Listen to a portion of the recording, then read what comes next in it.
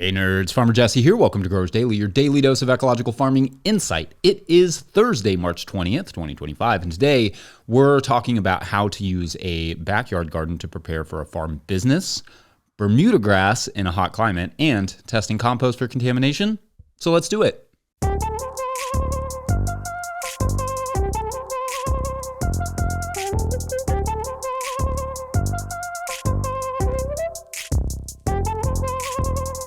All right, well, welcome to Thursday, everyone. I hope everyone is feeling good and doing well. I have had my usual week of soccer coaching and farming with games coming up this weekend. Another round of trees arrived late yesterday afternoon, and although I almost never work past 5 p.m., like that's kind of a rule of mine, I decided to go ahead and get them all planted so I could have that off my brain and not feel guilty when I indulge in some March Madness these next few nights. Never a dull moment at this time of year. All right, so as is our tradition here on Thursdays, we are going to take a few Patreon questions to make sure we stay caught up over there and don't get too far behind, where I'm answering what to do with your time over winter kind of questions in June. Seems like a good plan. And Patreon folks, please keep the questions coming because I would also hate to run out of questions. It's a funny balance I have to strike here. Anyway, our first Patreon question of the day comes from Jesse Turretts, who writes, quote, "Hey, Farmer Jesse, front yard gardener and hopeful farmer here in LA. I really appreciate the slow down and speed up idea you mentioned recently.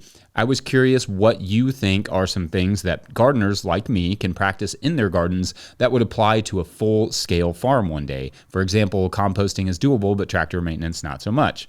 What do you wish you had put into practice on a small scale before applying it to a large scale? And pardon my multiple questions on this February feed. I've got loads of these. Thanks, Jesse." End quote. Okay, so great question, Jesse, and obviously don't worry about multiple questions. I may break them up a little bit, but ask as many questions as you all have. I will eventually get to them. And I love this type of question. What do I wish I had practiced on a small scale that would have better prepared me for a larger scale? Yeah. One thing that comes to mind is that when you're on a small scale, or especially a scale where you don't have to worry about the economic side of things too much, by that I mean making money, spending money you will have to do, that's when you can play and try different things. And honestly, Hannah and I got to do that for a few years in the very beginning of our farming, but play. Grow all the weird things and weird combinations that you can, try different crops, and see what you enjoy growing and what you don't. Maybe not in Los Angeles, but someone in the same situation somewhere else could try some small livestock if you want. You may find that you have a knack or love of growing tomatoes, but a loathe of squash. Or you may love growing mushrooms.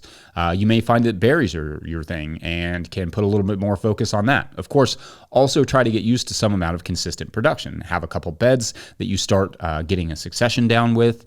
In other words, treat at least some of the garden like you would a farm. Even if it's just a few heads of lettuce per week, figure out how to get a consistent succession out of it. Get in the habit of taking good notes. This time could be a really good opportunity to see how long it takes to grow X crop at X time of the year. Then you just have to scale that up, especially if you stay in roughly the same climate. Try a few different bed preparation approaches and see what you like the best or what works the best for you and your climate, what you have access to material-wise, mulches-wise. Because you're in LA, obviously finding a nearby farm for that climate could be tough given the amount of money required to buy land in that area. So some of this assumes you would be scaling to a nearby or similar area. Either way, even in Kentucky, it doesn't hurt to know how to grow in a dry climate because for at least a couple months out of the year, we're pretty dry. So learn irrigation well while you have the time.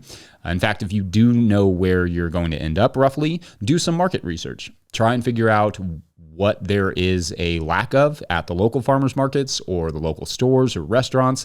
You may be surprised to find that, sure, there's a lot of produce in California, but that doesn't always mean that the market has a local, personable, small-scale vegetable grower. So you may find that there's a gap there that you could fill. Also, it's a great time to start working on a business plan and holistic goals. Watch and or listen to the roundtable we did with Wild East Farm and Cedar Chest Farm about scaling up from homestead to farm business for some good insight on that as well. I'll link it in the show notes as I do all the things. Otherwise, what would you all say to that question? I'd be curious. Let us know. To me, I think you could easily start a little microgreens or mushroom business in a backyard and just slowly scale up from there if you wanted to. Many famous businesses have started in a garage. Why not a backyard this time? Anyway, I hope that is helpful. And up next, dealing with Bermudagrass on 13 acres. Oof, BRB.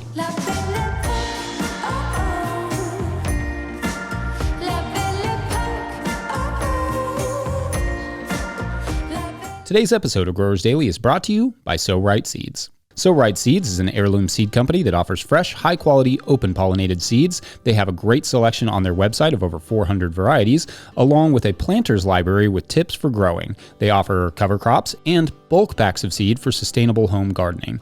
The instructions on the back of their packets have all the information you need to get started. Go to So Right Seeds, that's S-O-W, and use my discount code NOTILL for 15% off your order. That's SoRightSeeds.com. Today's episode is also brought to you by Tilth Soil. Tilth Soil is a worker-owned co-op making living soils in Cleveland, Ohio using NOP-compliant food scrap compost.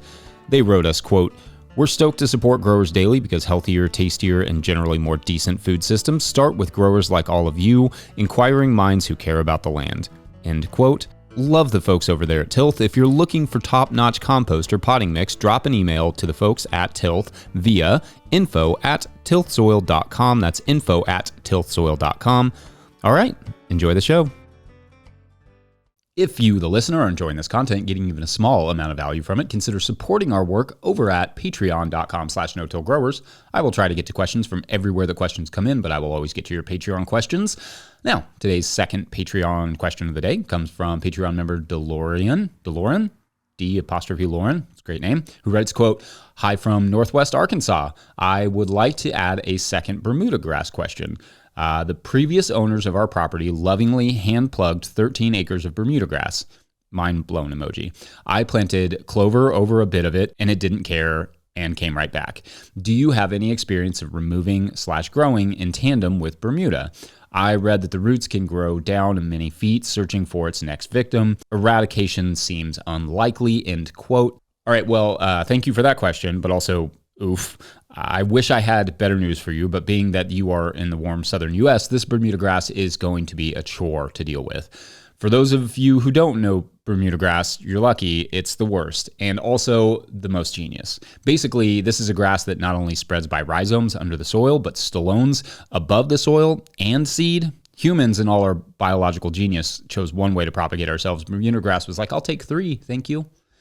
It's incredibly aggressive, resilient, and loves to be mowed and tilled. Many golf courses and soccer fields are made from Bermudagrass for a reason, because you can just mow it and keep it super short, and a ball rolls really nicely over that. Vegetables, not as helpful. So anyway, assuming you are not wanting a 13-acre soccer complex, back to your issue here. I guess my first question back would be, what are you wanting to do with this land in particular? I'm assuming, since you are a Patreon of ours, that the goal is some amount of vegetable production, but how much of this 13 acres do you really want to cultivate? A small amount, and I would say you could do a lot of different stuff. You could till in any amendments you want, build your beds, tarp it for a year, hand pick any additional Bermudagrass that survives, and go from there. If the goal is to use too much of that space for tarping to make sense, then, well, your organic options are a bit more complicated. First, the reason I suggested the tilling and then tarping is that you do want to weaken the roots as much as possible. So splitting them up and then eliminating their energy source, the sun, with the tarp is a good start. Like generally, you don't want to till up Bermudagrass roots because that basically just spreads them out. But if you till it up, you break up all that energy source and then you eliminate the light from which it gets energy, and then they're more likely to die back. For a larger scale, though, you may have to think on a larger timeline, or to do it organically at least. For instance, one option could be to till the field, wait a week or so, till it again, and sow some sorghum Sudan grass for the summer, then terminate that in the late summer and replace it with rye for the winter, then terminate that in the late spring, and although your Bermudagrass problem will not be gone, it should be more manageable, does not like Bermudagrass doesn't, growing in the shade. I will also put a link in the show notes to an excellent trial of Bermudagrass treatments. Quote, 30 treatments were replicated 3 times in 10 by 5 foot plots. Of these 30 treatments, 13 were spray chemical treatments and 15 were mechanical treatments. Additionally, 2 control treatments were included, one in both the chemical side and the mechanical side. This resulted in a total of 90 plots. Treatments included synthetic, natural, mechanical, and organic.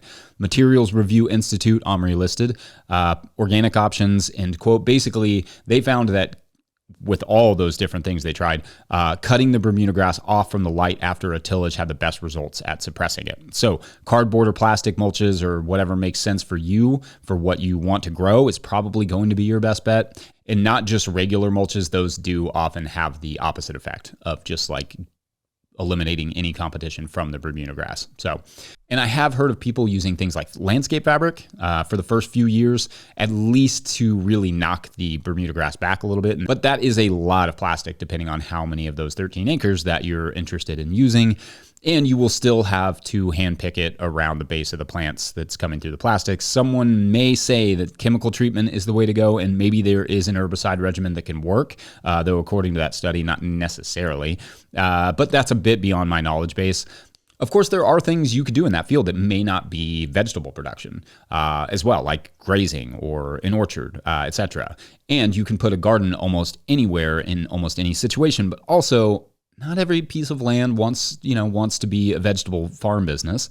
Certain areas of my farm sometimes tell me that directly to my face, but I also don't mean that to be discouraging. You can make it happen, absolutely. It's just going to take some serious work and a solid strategy. Maybe just start small, develop that strategy on a smaller scale that works for you, and slowly work your way out into the rest of that acreage. Anyway, I hope that's at least a little bit helpful. And up next, how to test compost and also soil and water for contamination. Be right back. Today's episode of Growers Daily is brought to you by Harnwah Greenhouses. Harnwah Greenhouses has pioneered controlled environment agriculture since 1965, partnering with market gardeners and farmers across North America to deliver turnkey greenhouse solutions. Their unwavering mission is to support growers' success through innovation and expertise in design, manufacturing, and installation. Harnwah Greenhouses are engineered to withstand high wind and snow loads, providing optimal brightness, increased yields, rapid ROI, and long-lasting durability. With over 20,000 projects completed, they are more than a manufacturer. They are a trusted partner. Their structures foster sustainable, energy-efficient ecosystems that drive profitable, resilient agriculture. In 2025, Harnwah is introducing a new low-tech, high-tunnel model starting at just $2 per square foot, offering open field growers an accessible entry into controlled environment agriculture. Learn more at harnwah.com. That's HARNOIS.com. All right, back to the show. All right, so for our last question of this Thursday comes from Patreon member Martin Kumaro, who writes, quote, longtime listener, first-time caller, greetings from Denmark. I decided to become a Patreon member after watching your The 4 Types of Compost and How They're Used video last night. I had never considered the potential contamination from pesticide remnants from contaminated feedstocks potentially rendering a farm/garden completely unusable. Ironically, despite taking my precautions in regards to deworming medication contamination in the horse manure I source for fertilizer potentially wreaking havoc on my earthworm populations, I figured the potential heartache and money you saved me from that video alone was worth the monthly contribution. My actual question is as follows. Could it be a good idea to grow plants that are very sensitive to common pesticides in compost you're unsure the quality of as a way to test it, similarly to what your friend, unwittingly or unwillingly, did in your example in the video, assuming that you either don't have access to or can't afford to test all the compost you have? Are there any plants that would be ideal for this? Keep up the great show, and apologies for any bad English/spelling errors. It's my third language. End quote. All right. Well, thank you for joining the Patreon page and for this awesome question. A nice volley to finally talk about what are called bioassays.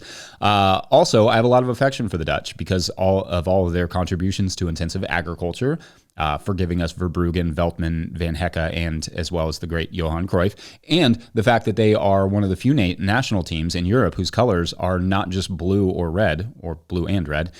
So despite the U.S. loss to them a few years ago in the World Cup, I still got a lot of love for the orange and would love to come see some of those intensive farms there someday because I'm very fascinated by that. The ag in the Netherlands is wild. The Netherlands is like top 5 in terms of vegetable exporting countries in the world, just under like China, despite being roughly the size of our state of Maryland. You could fit something like 16 Netherlands inside the state of Texas, and it produces an enormous amount of food for the world in that amount of space. Makes you really see how poorly we use our land here in the U.S. Anyway, enough tidbits about a place I've never actually been to. Let's talk about bioassays or testing for contaminated compost. So let's say you get a sample of compost or a load of compost, and before you put it on your soil, you want to know, is this stuff going to ruin my garden? Not the worst question to ask. Or perhaps you're worried about your water being contaminated or existing soil from a previous land use being contaminated. A bioassay is a way you can test any sort of those things at home. First, start with samples. If you are testing compost, get 5 or so different samples, one from each side of the compost pile, plus one from the middle of the pile. You want, because it's going to be spread out, you kind of want a variety of tests from every area of the pile. If it's on the soil already, test from 5 different areas of the soil. If you're testing field soil, just get a few samples from a few different areas and mix them together. You will need a medium you know is not contaminated as well to compare. Like I might recommend some sterile potting mix where contamination is unlikely. If you are testing water, you will want a clean water source that you know is not contaminated, like distilled water perhaps. You will also obviously need a tray or a few trays in which to place the different samples. And these are just grow trays. It doesn't have to be a certain size. I would say probably if you have like a 1 inch or 2 inch by 2 inch sort of block, that would probably be ideal. You will need some susceptible seeds as well. That is to say seeds that show signs of contamination easily. Not all plants show signs of contamination equally or as aggressively or at all. In fact, I'll link a really excellent bioassay table in the show notes from NC State. It kind of gives a whole rundown of how to do this. For compost, the main contaminants to worry about are the persistent herbicides, mostly like the pyralid family in particular, which like beans, cucumbers, and tomatoes are all very susceptible to. So you can use those as your seed if you have some of those extra. Oats and rye are also susceptible to quite a few as well. So anyway, load the trays, whatever grow trays you want to use, with the contaminated and uncontaminated mixes. Seed them with the chosen crop or crops, then germinate them like normal and observe. Contamination can rear its head in many different ways, but often the plants will appear stunted and or spindly. The leaves can be yellow and or malformed. If the young shoots look significantly different than the control, then you may have a contamination issue. Run the test another time, just to be sure. It should not take more than 10 days or so to know something. If it's a contaminated pile, I wouldn't add it to the field until it is more time to sort of break down. Consider turning the pile and adding moisture if needed to encourage the continued breakdown of those chemicals. Microbes will eventually break them down. It may just take a little while. Then test again in a few weeks to a couple months, and that's basically the idea. That's your bioassay. Some of these chemicals are very hard and expensive to test for, so this bioassay is an excellent alternative. Anyway, I hope that was helpful. I think I'm going to wrap it there. Don't forget we are now officially a 501c3, so donations are tax deductible and greatly appreciated. They go into making this content. Enormous thank you to all of our show sponsors. Huge shouts to Willie Breeding for the theme music and to the team at No Till Growers. Also, shouts to Epidemic Sound for the background music that you can hear.